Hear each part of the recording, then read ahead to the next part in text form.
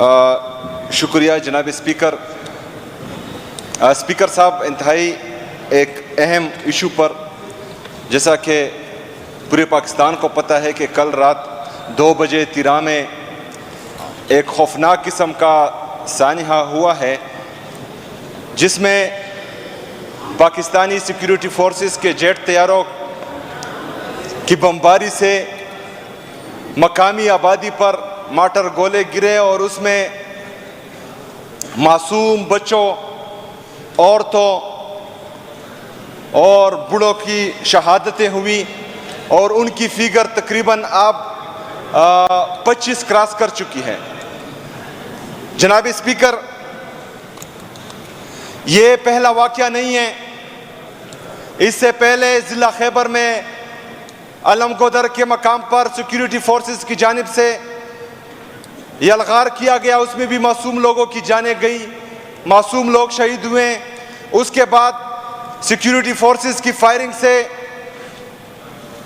कमराबाद में मासूम लोगों पर बमबारी की गई, उन पर फायरिंग की गई।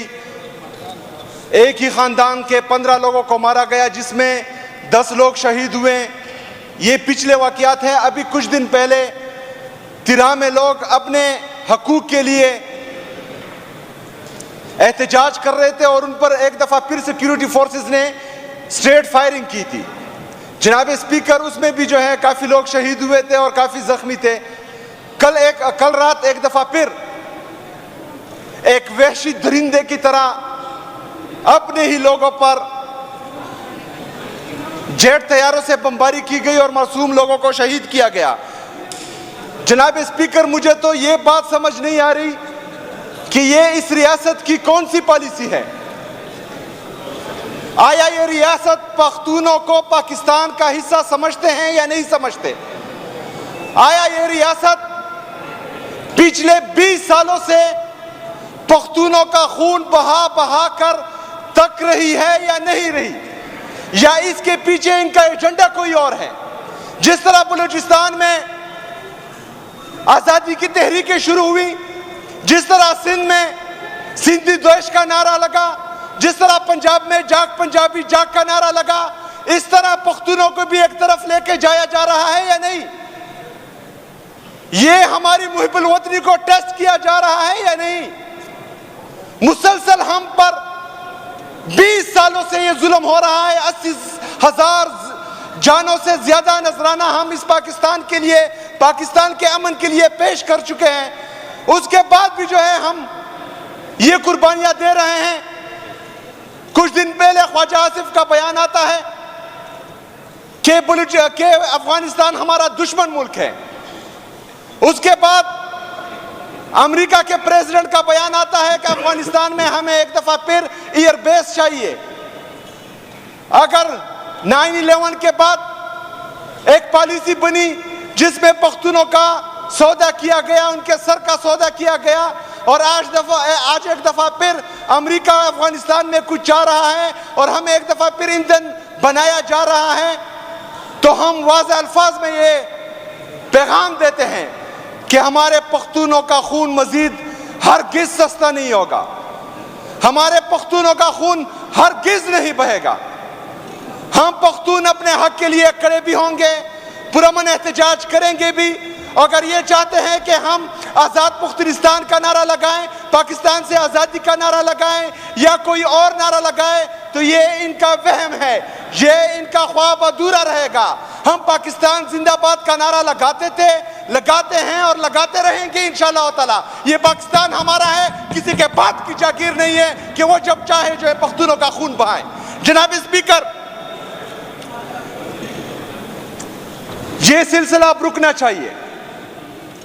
हम भी कोशिश करते हैं, हमारे यहाँ कैबिनेट मेंबर्स बैठे हुए हैं, मैं इस जितने भी हमारे हुकूमती अरकान हैं और जितने भी हमारे इस हाउस के अरकान हैं, एक पॉलिसी बनानी चाहिए, एक कानून बनाना चाहिए कि जो बंदा भी किसी मासूम की जान ले उसके खिलाफ FIR ऑटोमेटिकली दर्ज होनी चाहिए। कोई भी कानून से बालातर नहीं होना चाहिए। इधर एक आम बंदा झगड़ा भी करता है तो इस पे FIR हो जाती है, उसको जेल भेज दिया जाता है। इधर रियासत पर काबिज जालिम लोग 25-25 लोगों का खून चूस रहे हैं और उनके खिलाफ कोई कार्रवाई नहीं हो रही। ये कैसा इंसाफ है? हमें कहते हैं कि इनके खिलाफ एफआईआर आप दर्ज करें। किसकी मुद्दियत में होगा? कौन मुद्दी बनेगा? उनको डराया जाता है, उनको धमकाया जाता है। इधर एक एसएचओ की क्या हैसियत है? उसकी औकात क्या है कि वो इनके खिलाफ जाए? मैं आपसे पूछता हूं स्पीकर साहब कि एसएचओ तो छोड़े, एसएचओ बड़ा है या चीफ जस्टिस ऑफ पाकिस्तान बड़ा है? कौन बड़ा है? किसका होता बड़ा है? यहाँ चीफ जस्टिस ऑफ पाकिस्तान, हमारे जजेस जितने भी हैं वो एक चिट का इंतजार करते हैं। उनके खिलाफ जो है वो फैसला नहीं दे सकते चिट के बगैर। एक एसएचओ की इतनी हैसियत है कि वो किसी वर्दी वाले के खिलाफ एफआईआर काटेगा। हम तो करेंगे, लेकिन जो मुद्दे आता है उनको डराया धमकाया जाता है, वो जो है पीछे हट जाता है। जनाब स्पीकर, इसके खिलाफ तमाम हाउस से मैं ये अपील करता हूं कि इंशाअल्लाह ताला हुकूमत की तरफ से हमारे जितने भी यहाँ अरकान हैं, हम सब कोशिश करेंगे इंशाअल्लाह ताला और भरपूर कोशिश करेंगे कि जब भी किसी आम पाकिस्तानी की, किसी आम शहरी की मौत होती है, शहादत होती है, जान जाती है, तो जो बंदा उसका जिम्मेदार हो उसके खिलाफ जो है ऑटोमेटिकली एफआईआर होनी चाहिए। आखिर में मैं अपनी अफरीदी कौम के लिए अफरीदी जुबान में एक मैसेज देना चाहता हूं। चेमो अफरीदो देशलो कोलोना पमुंग बोंदे दागा जलम, दागा जबर, दागा फस्तायत शुरू दे दाना मख के मुंग खामोशी इख्तियार करिए हुआ या मुंग चुप शवी हूं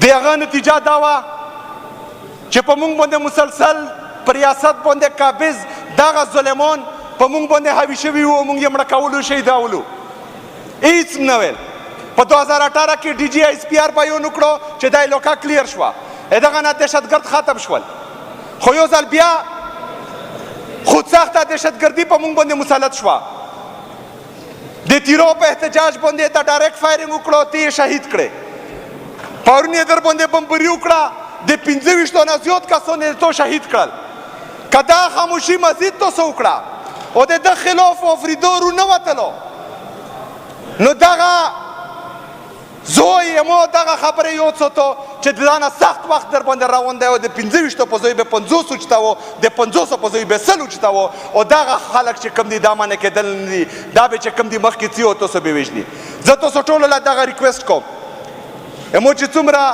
او پری دي د خبر چې ان شاء الله تعالی د جمعې په ورځ په 12 بجې باندې مونږ به امن پاسون کوو د تیرو په تحصیل باندې به هم کوو روزو به ان شاء الله تعالی تیرو بوخ کې د بوړې په تحصیل باندې به مروزو ان شاء الله تعالی احتجاج به کوو په 12 بجې باندې په جامروت کې به مروزو په باب خبر باندې به احتجاج کوو د لنډي کوتل چې موږ څومره مرګري دي کاغه افریدي دي کا شلمانی دي کا شنوري دي کا ملاګوري دي په لنډي کوتل کې مروزو زکه کا فرض کا ملاګوري شنوري او شلمانی دا غوي چې دا ور په تیرو باندې لګیدل دی په پریدو باندې لګیدل دی थैंक यू अफरीदी साहब एक मिनट सर एक मिनट او زبه بچم نو کا په مو باندې ور لګیدل دی نو دا تپش په چکم دي تو سلام درڅو دغه په زد کې به تو سمرڅو نو ان شاء الله تعالی د جمعې په ورځ په 12 بجې باندې څلور ورونو تحصیلونو کې د مونږ برپور احتجاج وې د خلاف شکریہ جناب سپیکر